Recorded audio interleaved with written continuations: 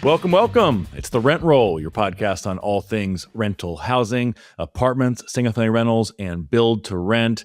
And this week, it's all about build to rent, BTR, and specifically the really, truly bizarre plan that would decimate build to rent development. And in fact, it already is decimating build to rent development across the country, with lenders and equity providers pushing the pause button on new BTR development, supply reducing, not increasing, despite the legislation that it's part of, the Road to Housing Act, of course. And it's been a remarkably abrupt shutoff, all due to one bad piece of legislation working its way through Capitol Hill and threatening a market that's built about 50,000 units per year over these last few years.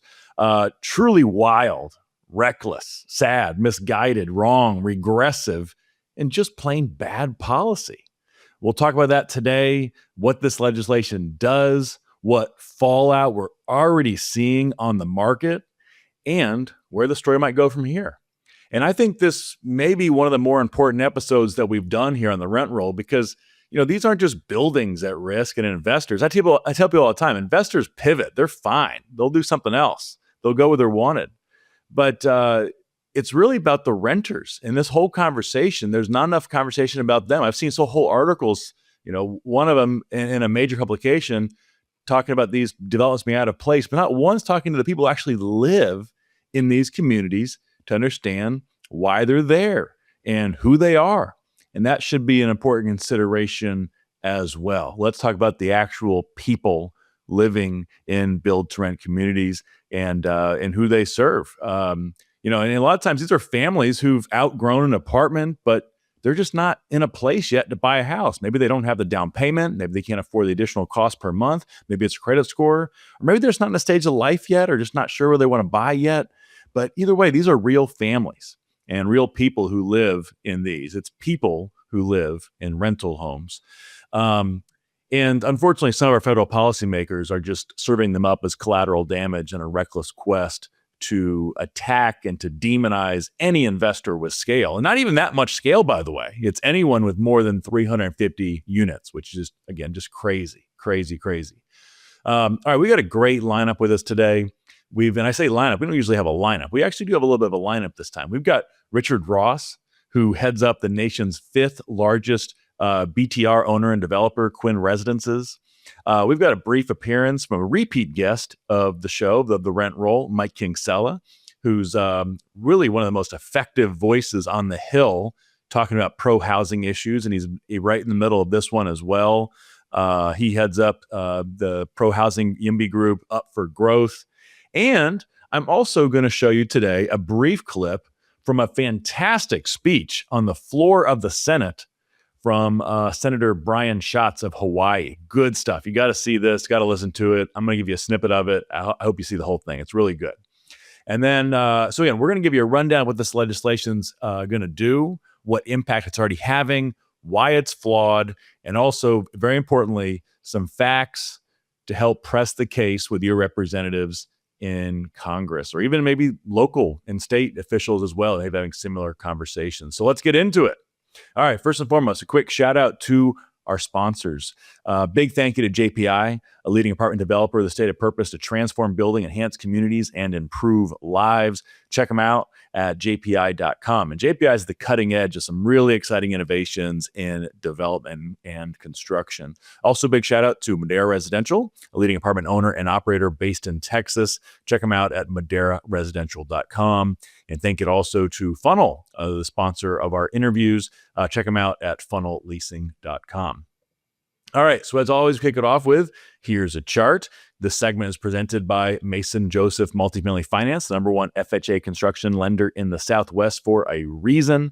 Since 2016, Mason Joseph has closed as many FHA construction loans in Texas and surrounding states as the second and third place lenders combined, according to my friends there. So check them out, Mason Joseph. All right, so this week, we don't have a lot of charts. In fact, everything's happening so quickly that there's not a lot of great data yet, but it's coming. But we do have just an abundance of stories information that's being shared about what's happening since this legislation's gone through the Senate and now is with the House. So we're going to break down how we got to this point of a BTR ban, and then of course the implications having on the market. And then again, I'm referencing specifically the 21st Century Road to Housing Act, which passed the Senate a couple of weeks ago, and now it's with the House.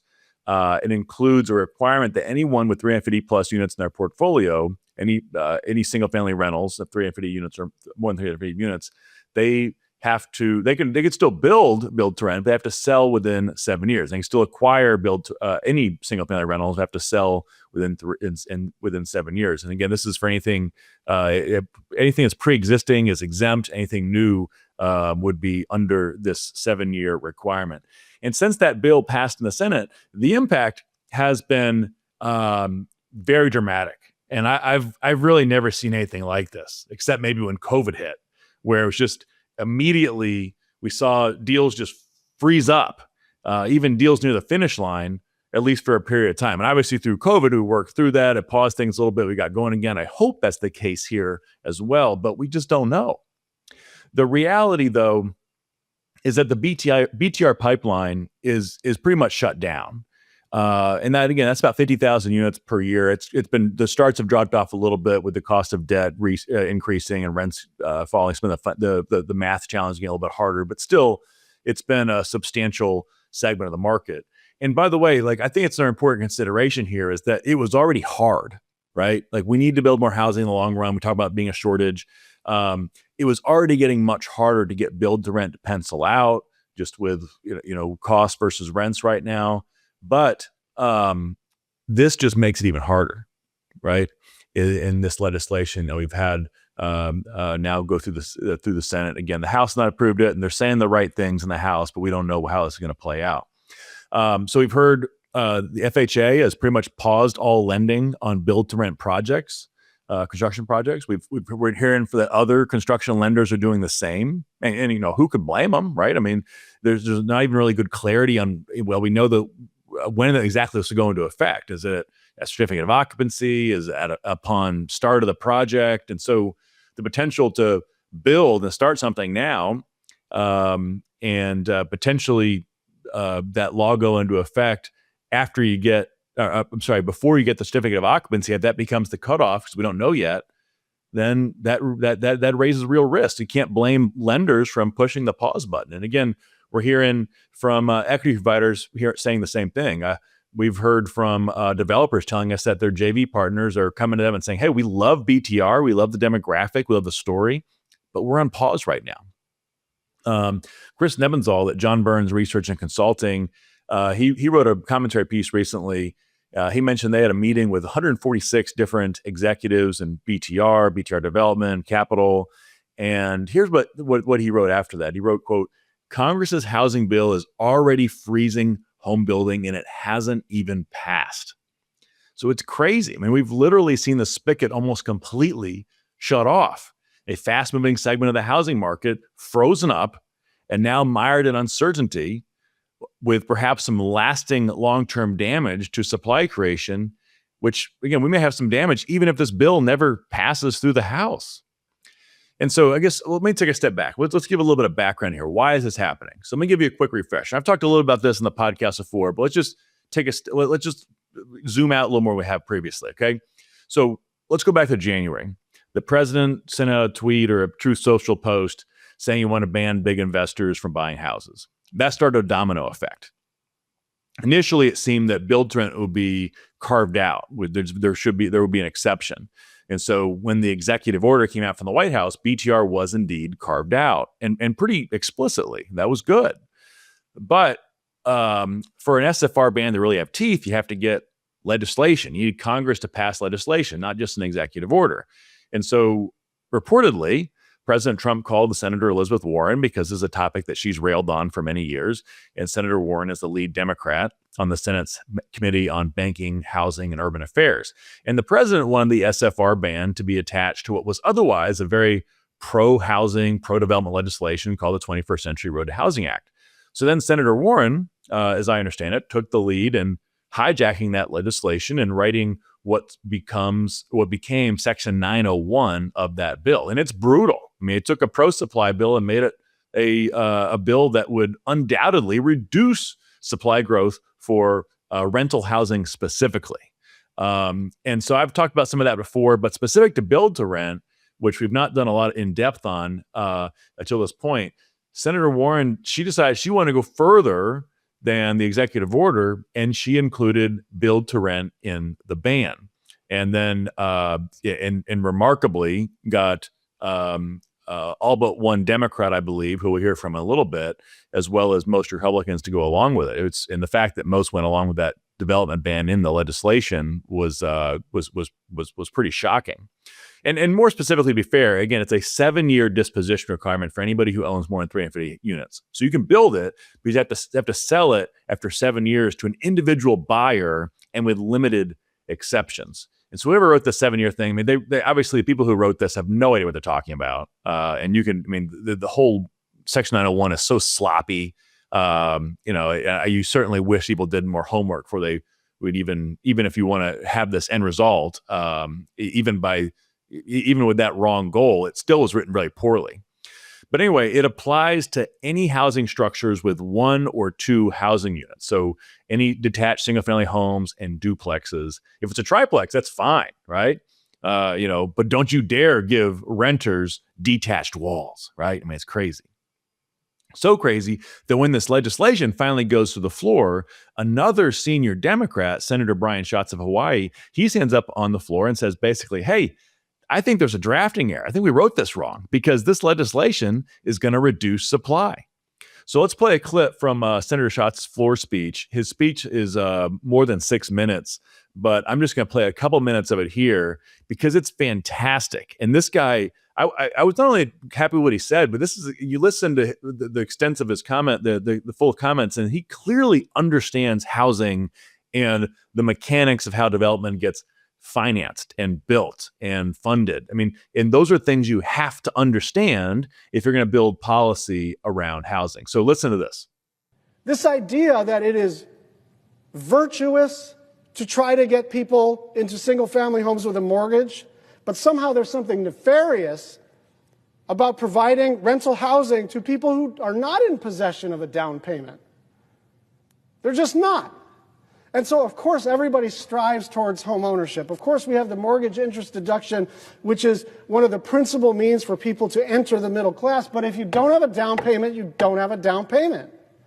And we have decided, for no particular reason other than what I think is a drafting error, to demonize people who want to build rental housing for folks. By the way, if you are a low-income housing tax credit developer, you're a LIHTC developer, the condition of receiving the LIHTC benefit is that you keep it in rental housing for 30 years. So what does that mean? It means all these LIHTC projects are going to die. There is literally no reason to do it this way. And it would take like a 2-line fix. But what we were told last week was, I'm sorry, the bill is closed. I'm sorry. We've been working on this for quite a long time. This is the first time we've done anything major on housing. Let's get it right. Let's get it right. And I don't think people are kind of clocking how bad this is going to be on the supply side. And that is why 100 organizations that have all been very engaged in the developing of the individual provisions of this bill, including the National Low-Income Housing folks, the multifamily folks, all of the Yes in My Backyard folks, they are all saying, we like this bill because they want to be polite, because they don't like to insult people in power, but they're urging us to fix this particular section because it's going to screw up not just LIHTC, but anything that is built for rent that is in the single-family category or the duplex category. And to just illustrate the absurdity, by the way, if you do a triplex, you're fine. If you do a duplex, you must sell after 7 years. This is positively Soviet. Like, it is arbitrary. We have decided owning is good, renting is bad. We have decided triplexes are fine, duplexes are not. All right, great speech, really great speech. Well said, Senator Schatz. And so after that great speech, Senator Warren stands up and says, hey, no, it's not a drafting error, it's not a typo, and rails against private equity, big investors are all bad, yada, yada, yada. And, Senator Warren, she really wants all these developers to be building for sale homes instead.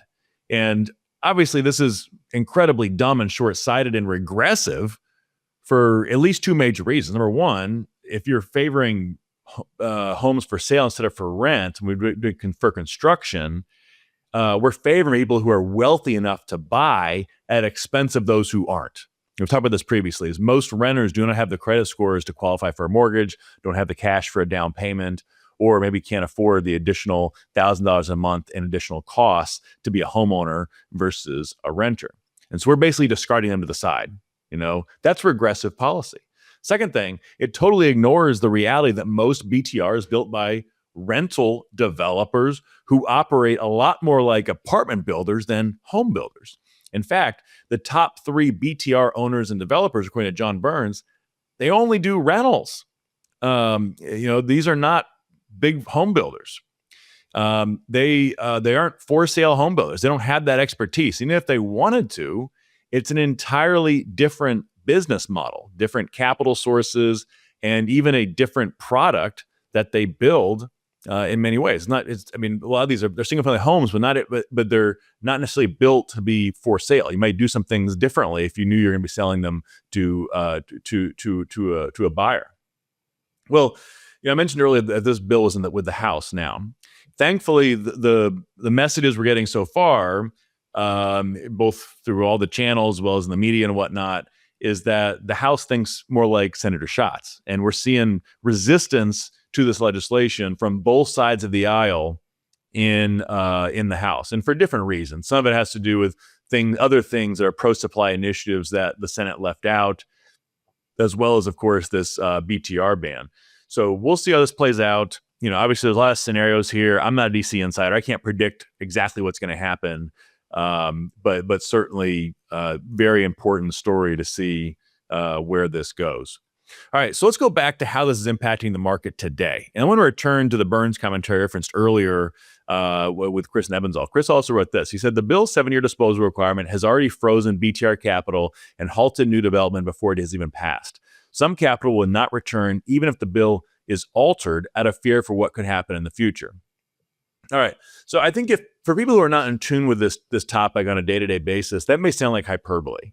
And first of all, Chris and the John Burns team, you should know, if you don't know them, they are not prone to hyperbole.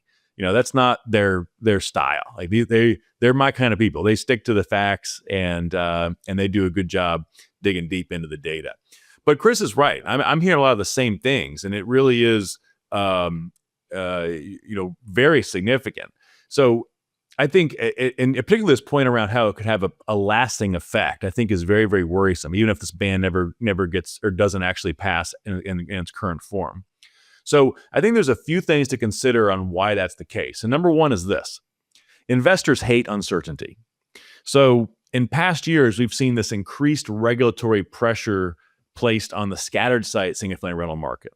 And that's what the original tweet from President Trump sought to address. Again, it's still much more of a conspiracy theory than reality. I've covered a lot of that in the past. I mean, the fact that we've actually been losing single-family rentals, not adding them over the last 10 years. We have 1 million fewer today than we had 10 years ago.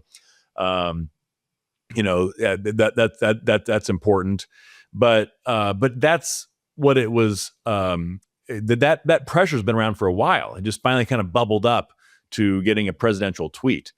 So that has been driving some capital away from scattered site single-family rentals and into build to rent over these last few years. It was perceived as safer from regulatory risk. It's more housing. It's net new housing. And who would oppose that? That was always the thought. Well, it turns out Senator Elizabeth Warren does, and she's had powerful influence on this topic over Capitol Hill. And the fear is that even if the BTR ban is pulled out of the road to housing legislation, well, we've now opened up that box. And so now could we see cities and states that maybe try to ban BTR? Could Congress circle back on it? And of course, that's not going to scare off all capital, but it will certainly have some influence because it removes that perception that it was outside of the scope of regulatory risk. Okay. And that leads me to my second point, which is, again, I mentioned investors hate uncertainty, but one of the worst outcomes here is that maybe the Hill does nothing, the House does nothing, the House and Senate can't agree. So therefore the uncertainty just persists. So that ban's not in place, but uncertainty is now deeply rooted around this issue. So the longer this goes unresolved without passing and a president's signature on it, the longer that cloud of uncertainty lingers. And in turn, the longer we freeze up BTR development capital. Because people, you want to know the rules of the game before you play the game. You don't want to make sure the goalposts aren't moving on you, especially when you're writing, checks worth tens of millions of dollars. So more than anything, BTR developers and capital just need to know what the rules are going to be. Then you could adapt and make it work. Does everything you build have to be 3+ attached unit townhomes? Or will this be scaled back to make other things work as well? Or isn't 3+ even the number? Does it have to be structured a certain way? Does it have to be single plat? Can it be done other ways? So there's a lot of questions that aren't fully resolved. And that uncertainty is going to have a lasting impact. And that leads me to my third point. Again, uncertainty. This is also about uncertainty. And even the passage of this legislation, there's still uncertainty because this bill is so sloppily written that it doesn't give us immediate clarity on what those rules are. Again, it was written so hastily, so sloppily, and no one fully understands. I've talked to a lot of people about this. They've had the lawyers looking at it, and people who policy experts and builders, everybody. Nobody fully knows what exactly is banned and what isn't, and no one fully understands the rules on how these exceptions would work for properties that don't have to be sold after 7 years. So the legislation leaves it to the Treasury Department to define a lot of details. But the problem is these are very critical details that are very open to interpretation. And so BTR Capital really can't do much until those rules are set. For example, let me give you 3 examples. Let me run you through 3 different examples of how the open-ended rules can freeze out capital until this is clarified. Who knows how long the Treasury could take to do this? Is it 6 months? Is it a year? Who knows? Well, number 1, the bill says pre-existing BTR is exempt from the 7-year disposition requirement. But what is pre-existing? I mentioned this earlier. If you own the land already, does that count? Does it mean you already have it? Is it after you start construction? Is it once you get certificate of occupancy? And if it's the CO, the certificate of occupancy, that means it affects even projects that are already planned and funded and approved and just getting ready to break ground. Now, developers are, many of them are having hard conversations with capital providers right now, but whether to delay some of those starts. Second thing, is a BTR community on a single parcel excluded from the ban as opposed to individually platted homes in a traditional subdivision? A BTR community is more like an apartment community, one parcel or one address, just with detached walls instead of attached apartment building walls. So as written, it doesn't appear that those communities are exempt. And that creates a lot of messiness. So would those homes have to be converted to condos and sold off to individual buyers? And if so, BTR communities aren't going to get built at all because that's just not going to work. It's too messy of a process. And what about affordable housing BTR, build to rent with a low-income housing tax credit? Those homes legally could not be converted to condos. That's a mess. And the third example of open-ended, sloppy stuff that's going to be interpreted by the Treasury if it passes, the legislation says BTR developers and SFR investors could be exempt from the 7-year disposition requirement if they provide a pathway to homeownership program. So that would include, it specifically mentions, it would include rent reporting to the credit bureaus. So that's when, you report, if you pay your rent, you could get a positive impact to your credit scores, just like a homeowner gets credit for paying their mortgage. And many of the BTR, SFR, and apartment operators already do that today. So that's fine. That works. That's a win-win. It's a good thing. But the legislation also says the pathway to homeownership, quote, may include down payment assistance for renters to become buyers. Now, what does that mean? The word may leaves a lot open to interpretation, and yet it could determine whether or not a BTR development deal works or not, and whether it gets built or not. Now, you may think, hey, what the heck, just roll the dice, see where things fall and settle, and everything will settle down. But it's not that easy because the penalties for violating the rules, no matter how poorly defined they are massive. The fines are $1 million or 3 times the value of the home, whichever is greater, and that's per house. So that's pretty much a killer. All right, so let me wrap this all up. Let me summarize the ways that this is bad. Number one, it reduces supply. Time we need more supply. That's what we call more the road to less housing, not the road to housing. It's going to reduce supply for rental housing in particular. It destroys the economics for BTR construction. It lets us townhomes with 3+ units, which has not been as strong of a segment, whereas we've seen more demand for the detached homes. Number 3, for any project that does get built, it's going to displace renters through required evictions in order to get wealthier buyers into that unit instead. You could extend it for a little bit after the 7 years, but eventually you got to kick them out. Number 4, it's incompatible with LIHTC, so you can't build BTR affordable housing in most cases. Number 5, it reduces housing options for families unable to buy or unwilling to buy. Number 6, and with less supply, that means it's going to be higher rents for renters. And number 7, you have incredibly open-ended rules and exceptions, and those rules could be moving targets based on whoever's in the Treasury Secretary at any point in time. I'll close out with this. Last week I was talking to someone who's been particularly involved on this debate on the Hill, and he told me, he said, "Hey, it's BTR right now, but apartments could be next." And sure enough, the next day, I kid you not, Senator Warren's office announces they've sent letters to a bunch of major owners of apartments, in addition to single-family rentals, build-to-rent, and even manufactured housing. But apartments are included too, like operators like Greystar, MAA, Starwood, et cetera. And she demands in these letters a laundry list of data, intel from each of them about the portfolio, things like maintenance records and communications with federal agencies. And these letters they're just full of misinformation and misleading statements, very threatening in tone as well. If you want the details, I wrote an extensive write-up on that in my newsletter last week at jparsons.com/newsletter, and you get that for free. But here's the scary thing. If investors start to perceive similar risks for the apartment market as they are seeing now in the BTR market, that could have a devastating impact on apartment supply going forward. And that's only going to drive up rents further. So always remember, I tell people all the time, capital goes where it's wanted. If you don't want capital to be investing in housing and building more housing, then they're going to go build, data centers or e-commerce warehouses instead or something else. So when you target that capital, those investors will pivot. They'll be fine. But the ones who really suffer are the American renters who are now collateral damage in this reckless pursuit against large investors. So we got to do better. We got to put the focus back on America's renters and building more housing of all types for them. And not just renters, but the homeowners. We need housing of all types, for sale, for rent. We need it all. Manufactured housing, we need everything. And, this BTR, SFR apartment stuff, everyone's talking about the investors, but they don't talk about the renters themselves. And that's who the focus should be on. All right, so later in today's program, in the interview, we'll talk to Richard Ross about the fallout on BTR development that he's seeing. I'll ask him about the 7-year sale requirement and why that kills development. I'll ask him why it's unlikely BTR developers would just build for sale homes instead, and a lot more. Then we'll bring in Mike Kingsella from Up for Growth for a quick chat as well on his thoughts on where this can go in DC. So stick with us for all that. All right, so I think it's time for some rental housing trivia.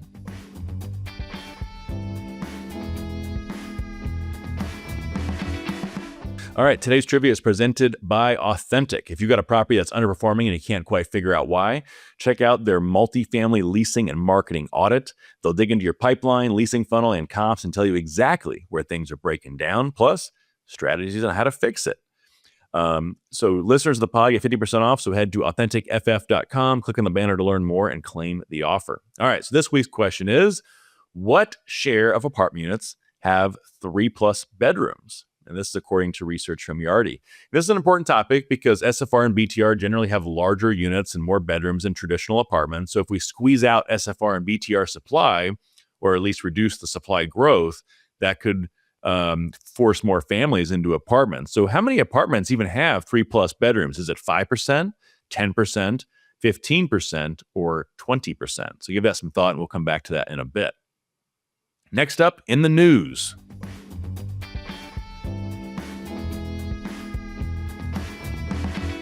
All right, this segment is sponsored by TeleCloud. If increasing NOI is a priority, your telecom contracts may be one of the easiest opportunities in your portfolio. Telecloud helps multifamily asset managers consolidate internet, voice, and dial tone across properties. The average cost reduction is 40%, and it's often higher than that. To make it easy, they'll start with a free telecom audit to show you exactly where savings exist before you make a move. Learn more at telecloudmultisite.com. All right, some headlines for you this week. First one, Camden. They big change. Alex Jessett replaces Rick Campo as Camden CEO. Big news. Camden is promoting its next generation of all homegrown leadership into the C-suite. One of the founding fathers of the REIT apartment business, Rick Campo, he's handing over the CEO reins to Alex, and he's moving into the executive chairman role. Additionally, Camden announced promotions of Lori Baker to now president and COO, and Ben Fraker at CFO. And here's what's really cool and unique is that Alex, Lori, and Ben have all been with Camden since 1999 or 2000. And so really awesome to see Rick and co-founder Keith Oden passing the torch to homegrown leaders. And also, it's the end of an era, with Rick Campo stepping out of the CEO role. Rick is a legend in the multifamily business. And of the big apartment REITs, he was the last of the founding CEOs still in that role. He and Keith started what became Camden in the early 1980s and took it public in 1993. So it's a pretty cool story, and big congrats to Rick and to the whole team there. All right, next one comes from Bloomberg. It says Trump tax laws, affordable housing boost hits a snag. All right, so this refers to the big LIHTC expansion that was part of the big, beautiful bill last year. We talked about that on this podcast with Mike Novogradek and how significant it was. But as it turns out, it's complicated. And so here's Bloomberg's summary of the article. It says, the U.S. government's largest affordable housing program has not seen the expected boost from President Donald Trump's signature tax law due to unintended consequences. The law's expansion of the low-income housing tax credit has led to challenges in securing financing for deals as banks face a cap on, quote, public welfare investments as a percentage of their regulatory capital. New housing legislation aims to raise the cap and remove other constraints, which could help stabilize demand and unlock more investor appetite for affordable housing developments. All right, so I believe this was actually one of the positive elements of the Road to Housing Act before it was hijacked. So hopefully they get that part resolved. But obviously that's an important story. And it's not, I think the other factor too is obviously in some of these higher supplied markets, we've seen the LIHTC rents get crushed because of all the market rate supply coming in. I talked about that a couple of weeks ago when we did an episode on affordable housing. Our next headline comes from Fortune. This one says there are nearly 50% more home sellers than buyers as mismatch widens to a record 630,000. But it's only a buyer's market if you can afford it. All right, so I saw this headline, and my first thought was, well. There's probably some homeowners out there wishing more investors were still buyers. And, that's the part of these investor bans that don't get talked about as much. In a weak buyer's market, investors can be a release valve and an exit path for homeowners to sell their homes when they're unable to find buyers. And that's why I think, I've made the case before. I think the best compromise here on this investor ban is for a 30-day first look policy, 30 or 45 days, whatever it is, where investors of any size can't buy homes or make offers until 30 days after a public listing. That addresses the root concern about the competitiveness of it without all the significant consequences and unintended collateral damage on sellers or on renters. All right, our last headline comes from the Cato Institute. It says Spain's rent control is failing. Argentina shows a better way. All right, so now we have exhibit number 71,981 on how rent control backfires on its own cause. Ultimately, how it's junk science. It just doesn't work. It says following the introduction of rent caps in the region of Catalonia in 2024, the supply of rental housing has declined by 23%. Even more dramatically, the city of Coruña, I'm probably butchering that, and the region of Navarra saw rental supply fall by 44% and 51% respectively, only 6 months after they designated areas as stressed and also imposed rent caps. So in a country of an estimated deficit of 700,000 housing units, rent control is making things even worse.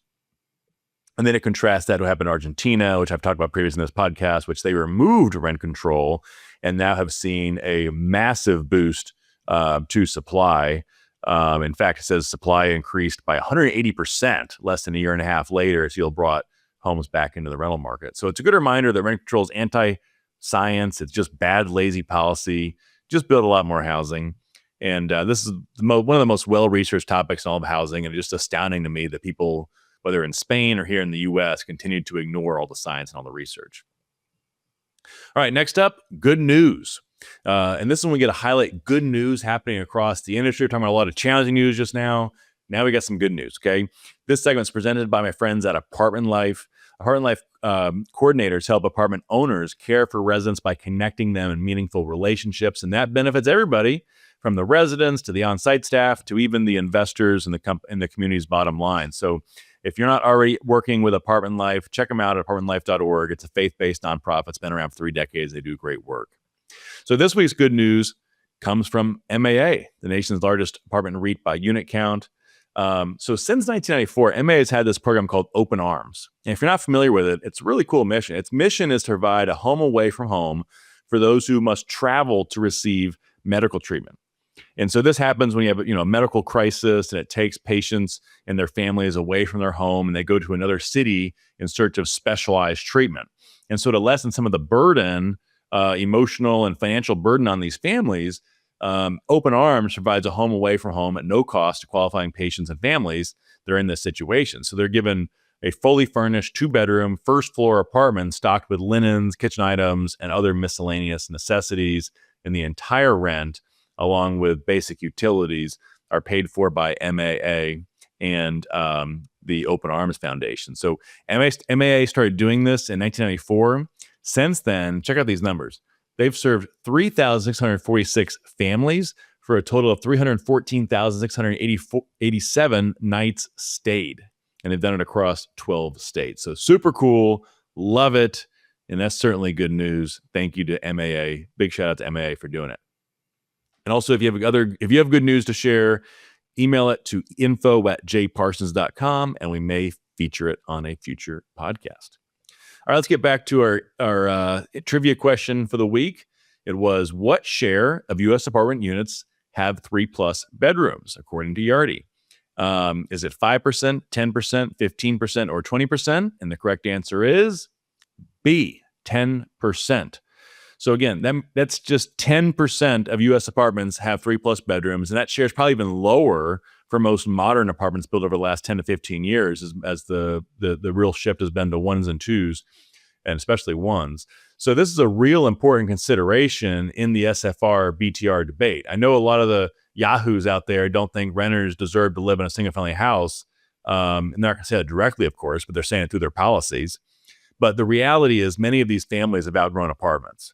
And there just aren't enough family-friendly apartments out there to be a viable option for most of them. All right, next up, it's time for today's interview, sponsored by Funnel, the AI and CRM software trusted by 4 of the 6 major REITs and many more leading operators like BH and Cortland. To learn how Funnel can help your property centralize operations and automate everyday tasks, visit funnelleasing.com. All right, so we got 2 for the price of 1 today. And that's a really good deal since this podcast is free. Anyway, 2 for 1. So our primary conversation, our longer one will be with Richard Ross, who heads up Quinn Residences. Quinn is a big BTR developer and the 5th largest BTR owner, according to John Burns. And so we'll get Richard's take on all the craziness about BTR in DC right now and some of the efforts behind the scenes to try to get that fixed. And then we'll have a really short conversation with Mike Kingsella, who heads up the Pro Housing YIMBY group, advocacy group, Up for Growth. And Mike is actually a returning guest of the Rent Roll. We had an episode with him last year talking about the YIMBY movement. And I asked Mike to come back because he has a unique angle, not being in the industry itself, but being on the front lines of the advocacy for just getting more housing built. And he's really tied in the DC policy circle. So he'll give us his intel on where this bill is headed and also offer some advice on the messaging that resonates best with members of Congress. So stick with us for that. But let's jump in with Richard.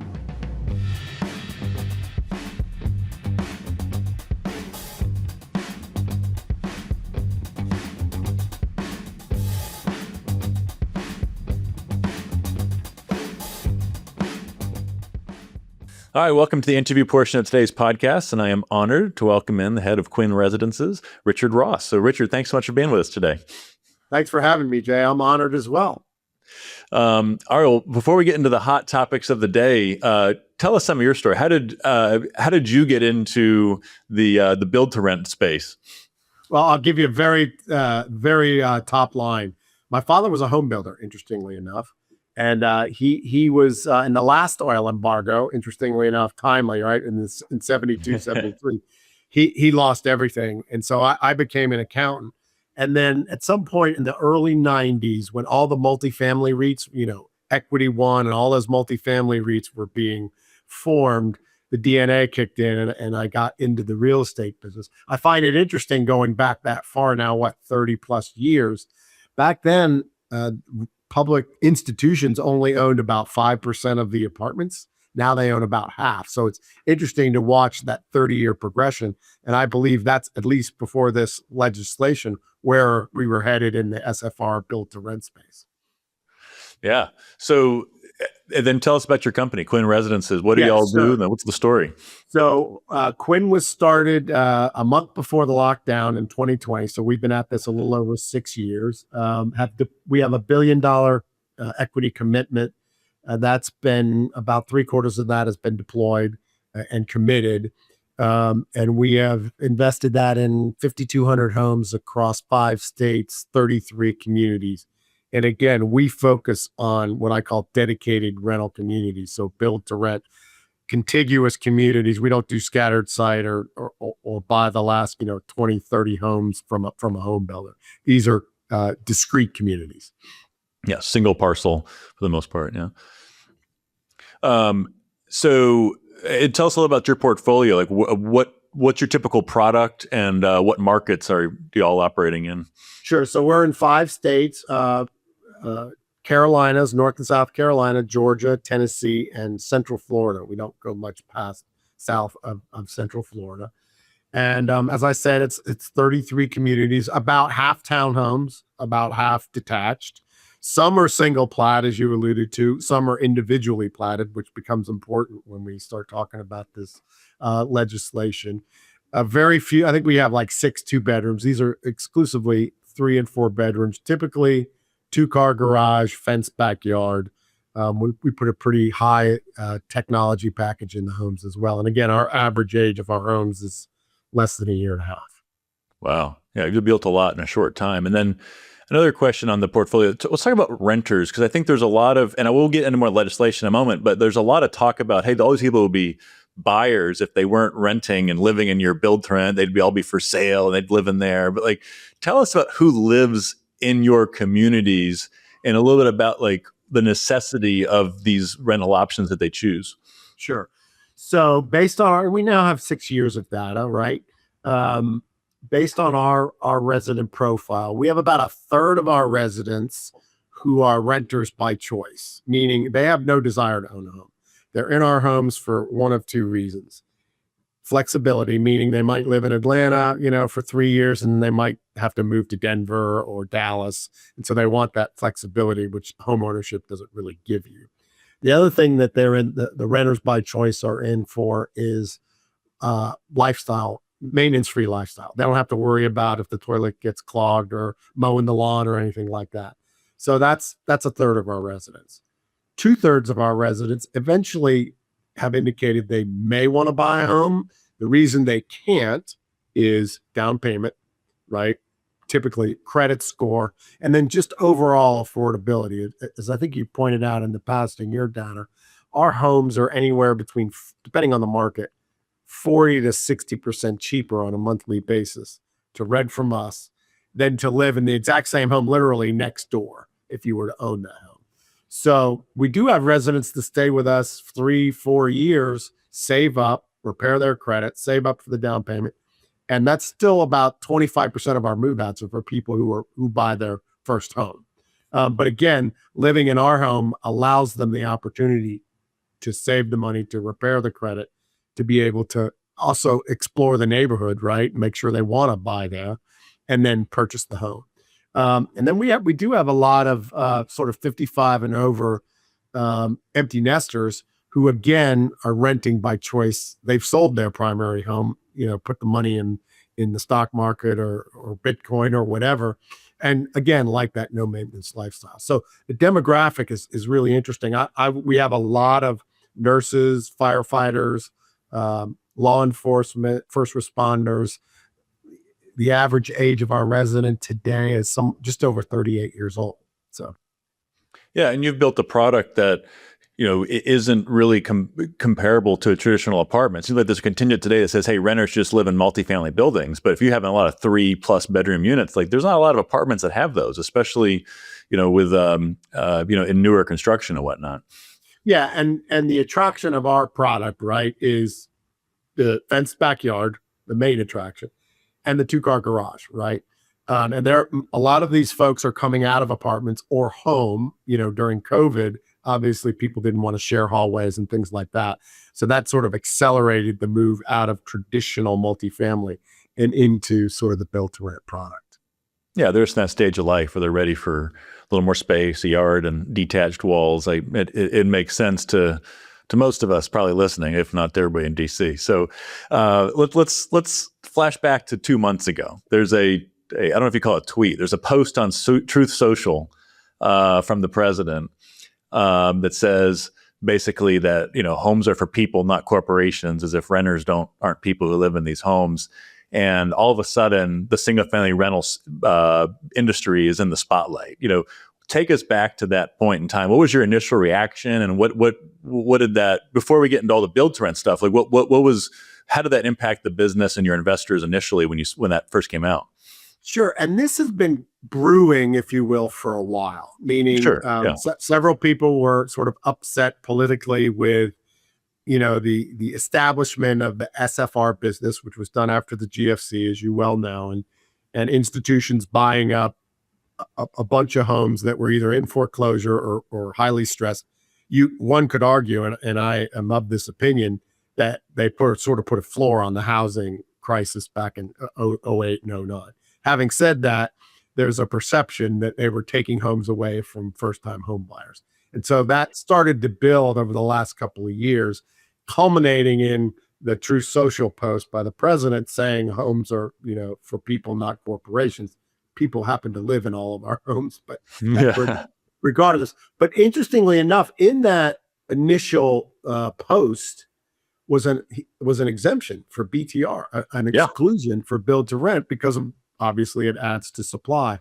And then over the iteration, that post came out literally, I might mess up the dates, but within a week or two of the House passing their bill, the 21st Century Housing Bill, which had nothing about SFR or investor ban or anything like that. A lot of really good stuff in that bill, but the timing overlapped the post. So out comes this post, Tim Scott's bill in the Senate. He's been trying to get this bill through it's one of his sort of poster children, something near and dear to his heart. And so once that the White House sort of supported an investor ban, all of a sudden he needed this is my understanding, again, one man's opinion, he needed the votes in the Senate to get the bill through. So he enlisted the help of Elizabeth Warren, Democrat. And that's where we got this 7-year disposal requirement, which is causing all of the consternation in the industry. Yeah. So let's talk about that. So initially, like you said, it was expectation where, hey, we're going to curtail buying of existing scattered site single-family homes. I think across, the industry, the media, the pro-housing YIMBY groups, left and right, the expectation was that new construction would be carved out, especially if on a single parcel build-to-rent communities. And then all of a sudden we find out it isn't. So take us back to that. Like, what impact did that initially have? How much did that change your world? So dramatically, and almost instantaneously. What's so interesting is, and it took a week or two for sort of for everybody to read and digest this proposed legislation, which is very poorly written. If I wrote a high school book report, and as poorly as that, I would have gotten an F. So really poorly written. So it took a while for everybody to sort of understand what the consequences were. But as soon as we did, it put a almost immediate kibosh on equity investment. I mean, my investment committee, was like, we can't approve new deals until we have some clarity here. Then it sort of trickled into the debt markets, and eventually, as is custom, it took the agencies that were the last. But my understanding today is that HUD, Fannie, Freddie, none of them are underwriting new SFR, BTR loans. So the market is essentially seized, both from an equity and a debt capital market, particularly for any new deals. And so we have one deal in our pipeline. It's a townhome deal in Charlotte. Presumably it would be grandfathered under this legislation, right? Because the legislation says, at least as it stands now, anything you own as of 180 days, 6 months after enactment, is sort of grandfathered and okay. Anything new, depending on what product it is subject to this 7-year disposal requirement. But obviously, when you put a time limit on an investment of 7 years, particularly when a lot of these things are financed with 10-year financing, it really creates problems. So, long-winded way of saying the equity and debt markets are seized until this legislation gets some clarity, which may take a month. It could take 3 years. Jay. Oh, yeah. It just depends on, right? It's sitting in the House now, in the House Financial Services Committee. They are not happy with the bill. Right. They don't like the 7-year provision, but there's other things in the bill they also don't like, meaning the community banking regulations that were in the House's original bill didn't make it into the Senate bill. And there's another, this digital currency provision that was in the House bill that didn't make it. There's 3 things that are sort of trading cards, I would almost say, or chits. And so who knows how that works through the horse trading, how it works through to get a bill passed out of the House. If it gets passed as is, because community banking wins and SFR loses, then you got the Treasury has to write regulations to interpret this really poorly written legislation. That takes 6 months at best. Then the industry's going to sue because of the potential that this is a violation of the Fifth Amendment, the takings clause in the Constitution. And that takes a couple of years. I mean, it's probably going to go all the way to the Supreme Court. So hopefully we get this thing resolved in the next, before Congress goes out on summer break, and then you have an election. So if it doesn't get dealt with before they go on summer recess, we're probably looking at, after the election. Yeah. So a couple of things to kind of get into that there. So first and foremost, like this uncertainty, talk a little bit about the impact that has on investors it's not just you, obviously, for build to rent in general. It's like uncertainty, investors hate uncertainty. So the fact that this could linger on for years, that pretty much freezes up development cap. And this is supposed to be a pro-supply bill. This essentially kills supply for years, right? It could, absolutely. And look, I just came from the IMN conference, the Build to Rent conference in Nashville last week, and talked to many of my peers. We all face it's not like this is unique to Quinn or to Build to Rent, or it's affecting everybody. Yeah. And even the apartment guys are a little concerned because they're in our business. As you well know, some of the big apartment REITs have dipped their toes in the Build to Rent and SFR business. And so they're concerned. So it's not just the 4% of SFR owners. It's really everybody that's in any sort of multifamily housing business.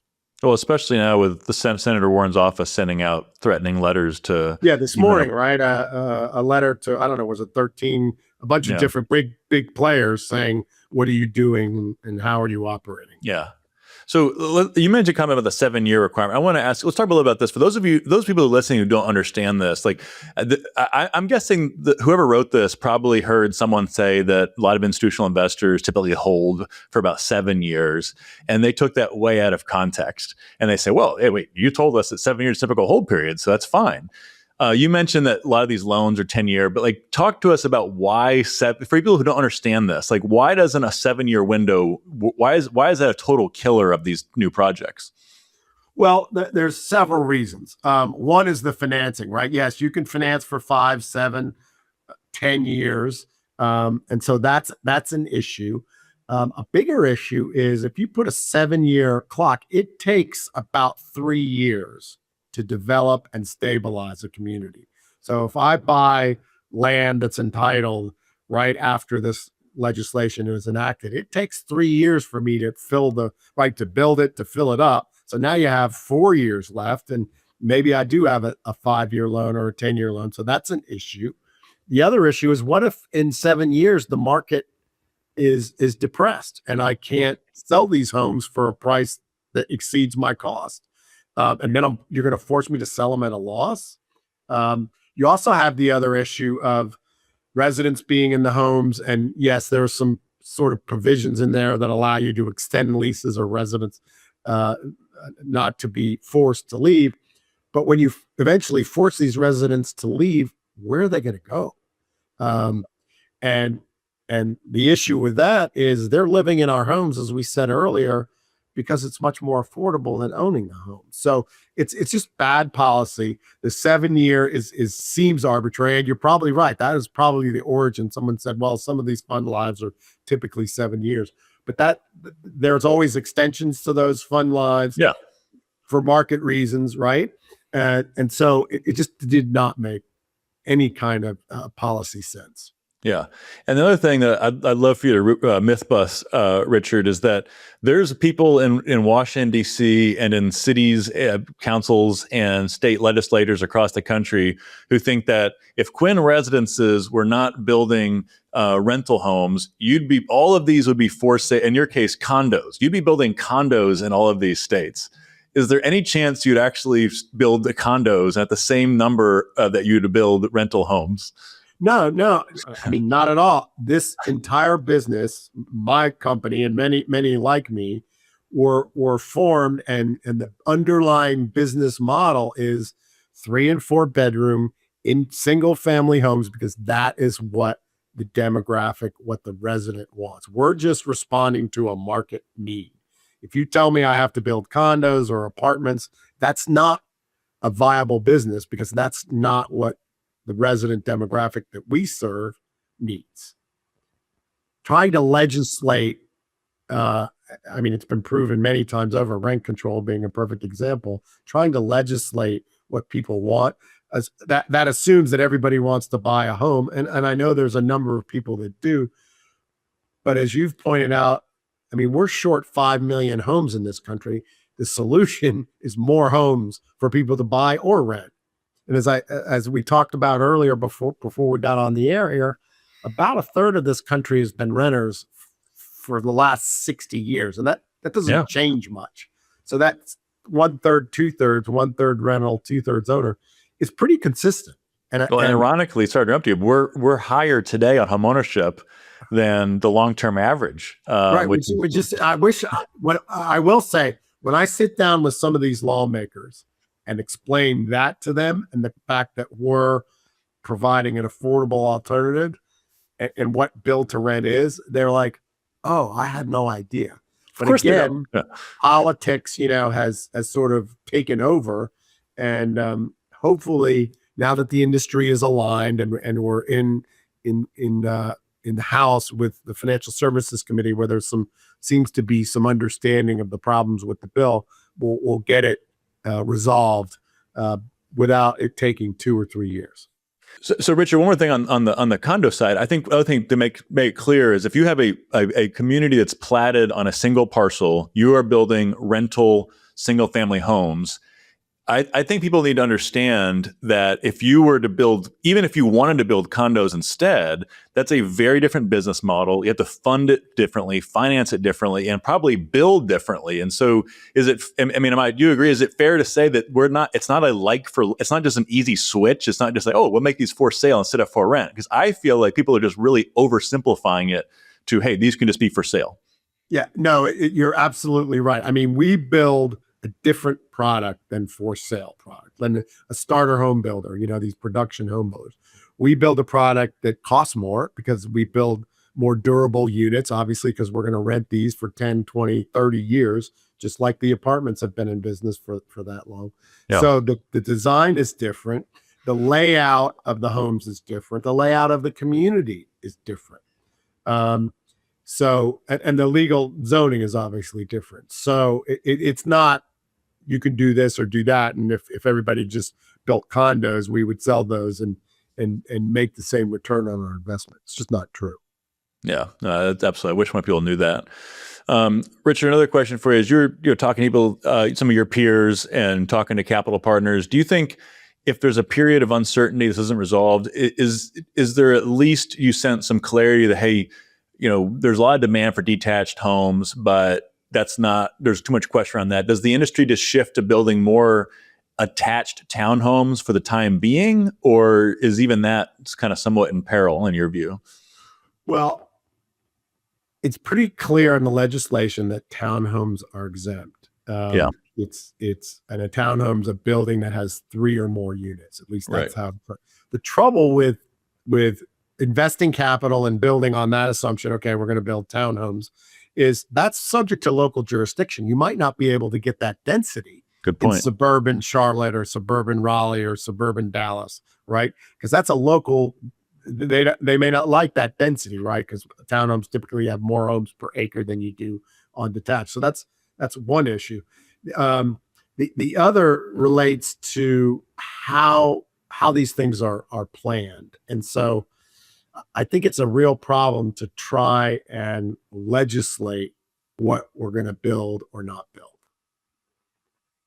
And the market won't just pivot to something else, because look, they could change the legislation and say, oh, a townhome is, has to be this particular thing or that, or they could say, as you said, they start going after apartments and townhomes are no longer excluded. And then I've invested all this money in this law that says I can build townhomes, and well, we were just kidding.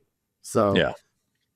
Well, and one more thing on this is like, it's so ridiculous, and I know I'm preaching to the choir, that people are talking about like, and I don't want to keep picking on her too much, but Senator Warren is basically saying, and she went on CNBC and essentially said, a home is for home buyers, and the implication is those people are wealthy enough to buy a house, and that's detached walls. If you're a renter and we want to build for renters, you got to build attached. You got to build apartments. Like multifamily is for renters, detached single family is for homeowners. I mean, it's an incredibly regressive concept, and I'm sure that has to frustrate you as well.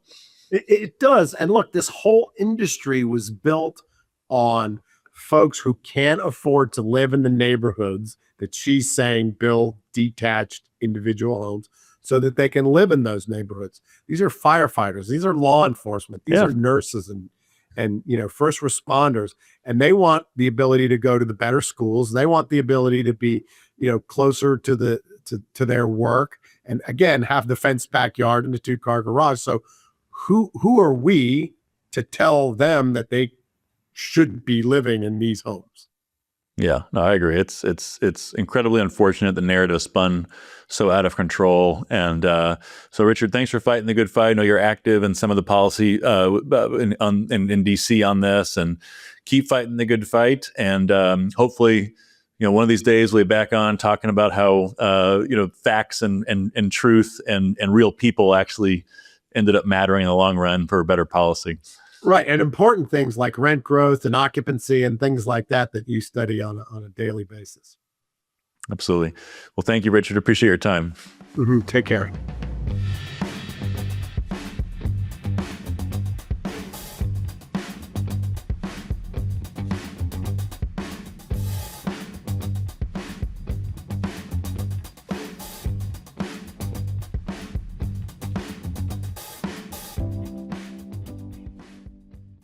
I hope you enjoyed that conversation with Richard. Man, what a crazy time to be in the BTR development business right now. So our next conversation is going to be with Mike Kingsella. Again, Mike's the head of Up for Growth, and we'll talk to Mike about what this what the original Road to Housing Act was supposed to do, a very pro-housing bill that Mike and others supported, and how it went wrong, and what he thinks is going to happen ultimately, and also what messages are best resonating with Congress. So here's my conversation with Mike.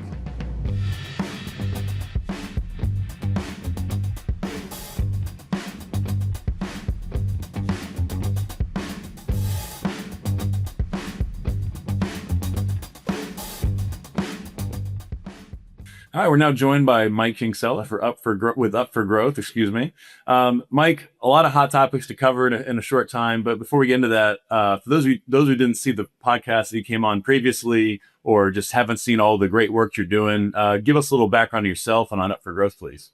Sure, Jay, and thanks for having me again on the rent roll. By way of background, I've worked in housing since 2003. I've worked in lots of different aspects of the field, from debt and equity finance to public finance on affordable housing developments, to work inside one of the nation's largest multifamily merchant builders, as well as in roles in accounting and consulting. And in about 2017, had the opportunity with a number of our founding Up for Growth members to form this organization. And the purpose of Up for Growth is to fight for policies that are going to tear down systemic barriers and create lots more homes across the country in all shapes, sizes, and price points to meet America's current housing needs. Obviously, we have a long way to go on that front, and that's a key reason we're so focused on moving substantive federal pro-housing policy. Yeah, and y'all have been doing a great job of that. And, I've been a big fan of your work for a long time. And one of the things that you and others were on a really good track with was the Road to Housing Act prior to the addition of Section 901, which we'll get into in a moment. But let's talk about what was that legislation initially intended to be about? Yeah. The original intent of the Road to Housing Act was very simple and frankly necessary to encourage more states, more local governments to remove structural barriers to the housing that we need. It's about unlocking supply, more homes, more places of all shapes and sizes and all price points. And specifically, it had a whole basket of policies aimed at eliminating federal red tape, for example, that slows down affordable housing development, around creating incentives and resources for communities to implement pre-approved building designs, the type that a builder can go to the permit counter and put shovels in the ground same day. It also included some really enterprising accountability policies, such as the Build Now Act, which is really a carrot and a stick. As a carrot, rewarding communities that are building more than their fair share of housing, right, that are jumping on the housing abundance bandwagon, and actually taking money away from jurisdictions that are high rent, high job and population growth market, but that are artificially constraining developers from building the homes that are needed. Yeah, and it really was a lot of, there's so many good things in there that collectively added up to a much needed reform. But obviously, that changed pretty quickly and kind of got hijacked by Section 901, which was the section around really just large investors in single-family housing, as well as build to rent. And so in your blog, you called it a supply bill that actually reduces supply. And for those of us, in the know housing, it's rather obvious that that's the case. But I'm curious, you're talking to a lot of people in D.C. On the Hill, and when you talk to people there who are supporting these limitations on build to rent in particular, what is the rationale? Yeah. Well, when you spend time in D.C., you'll realize that the rationale made for this provision isn't completely irrational, but it's absolutely incomplete and misses the fundamental market dynamics that our housing ecosystem is built on, right? So by that, I mean, really three things, right? First, there's a perception that institutional capital is crowding out home ownership. And that perception, for example, is what drove President Trump's call to limit large institutional investors in the housing market. In his words, stop Wall Street investors from competing with Main Street homebuyers. Two, there is a political sensitivity to quote unquote Wall Street buying homes. We see that certainly in the rhetoric coming out of Senator Elizabeth Warren's office, so the rhetoric coming out of folks like Senator Bernie Sanders of Vermont.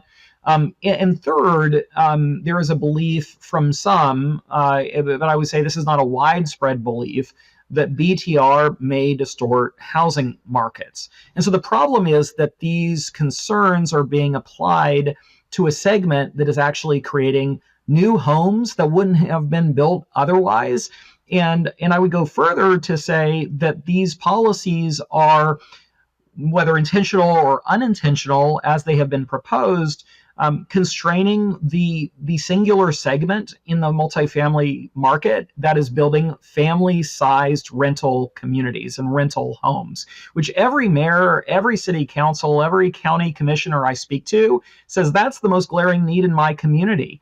And so it's important to note here that build to rent is delivering housing in places where traditional for sale or multifamily product isn't penciling. So restricting the development of this type of asset class through federal policy doesn't protect the market.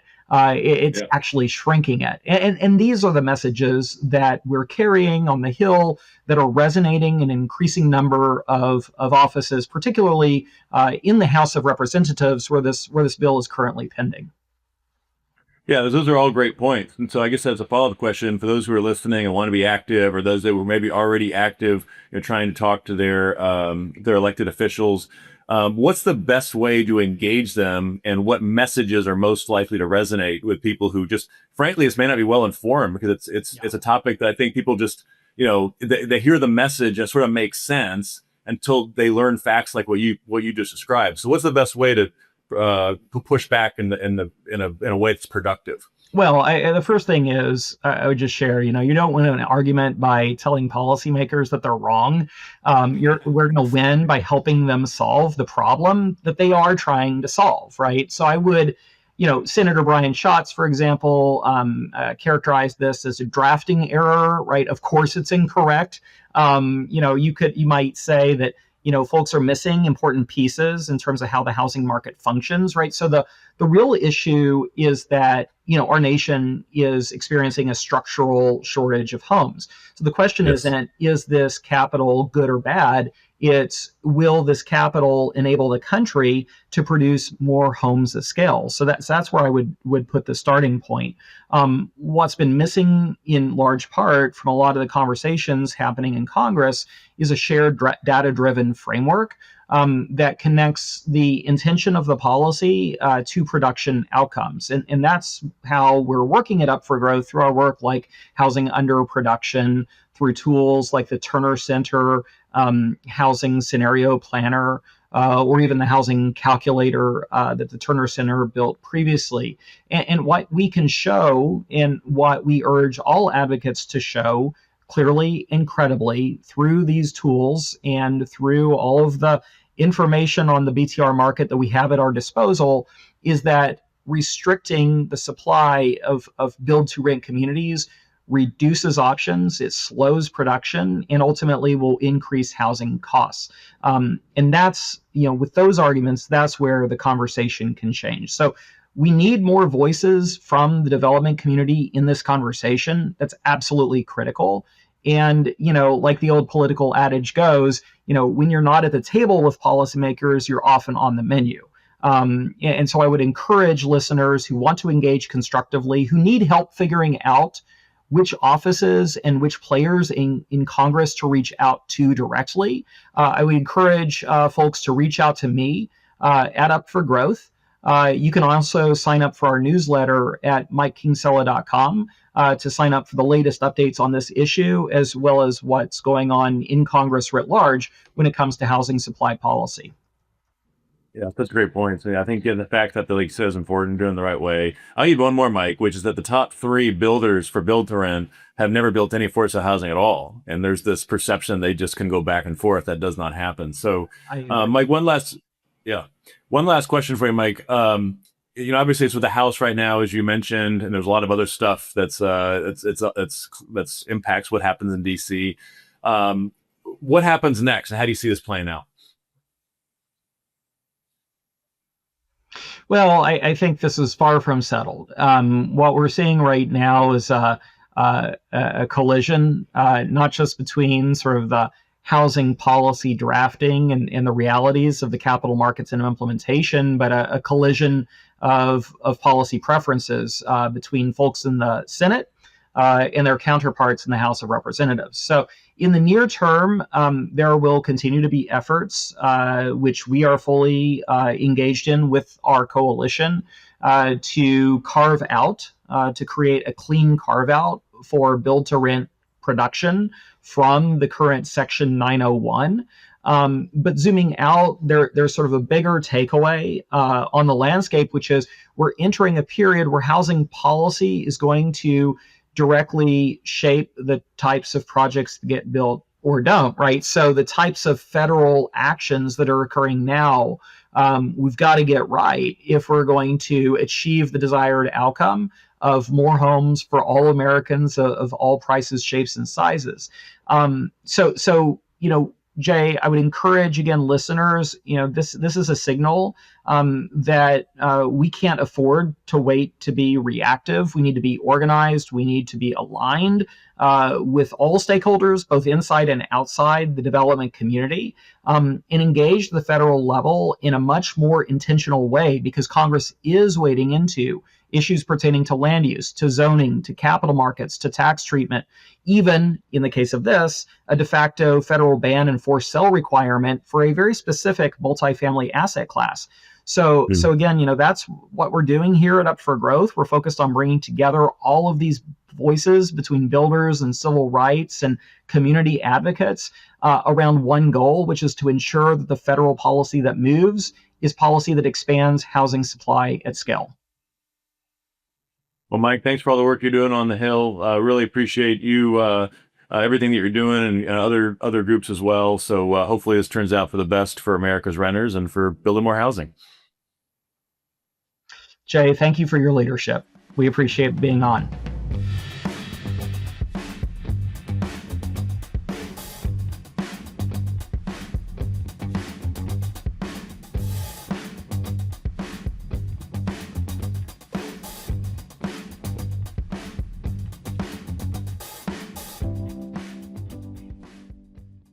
All right. Big thank you to Mike and to Richard for being our guests today. Hope you enjoyed those conversations. And also a big thank you to JPI, Madeira, Funnel, Mason Joseph, Authentic, and Telecloud for sponsoring today's podcast. Thank you to all of you for making us part of your day. And we'll see you next time.